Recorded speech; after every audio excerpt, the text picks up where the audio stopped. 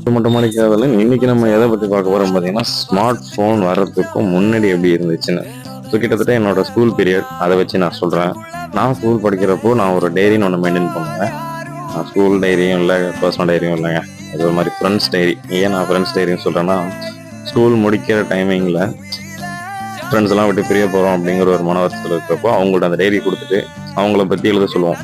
அவங்களோட பேரு, address, phone number, colour, அவங்களுக்கு பிடிச்ச ஆக்டர், ஆக்ட்ரஸ் இதெல்லாம் எழுதிட்டு நம்மளை பத்தி எழுத சொல்லுவோம். என்கிட்ட என்ன பிடிச்சிருக்கு, என்கிட்ட என்ன பிடிக்கல, என்னை பத்தியும் அவங்க சின்ன டிஸ்கிரிப்ஷன் சொல்லிட்டு அதெல்லாம் எழுத சொல்லிட்டு அவங்க சிக்னேச்சர் போட்டு நம்மள்ட்ட கொடுப்பாங்க.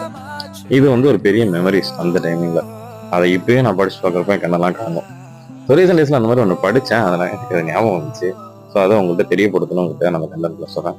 உங்களுக்கு இந்த மாதிரி ஒரு மெமரிஸ் இருந்துச்சுன்னா லைக் பண்ணுங்க, உங்களோட கிரேசி மெமரிஸை கமெண்ட்ல ஷேர் பண்ணுங்க.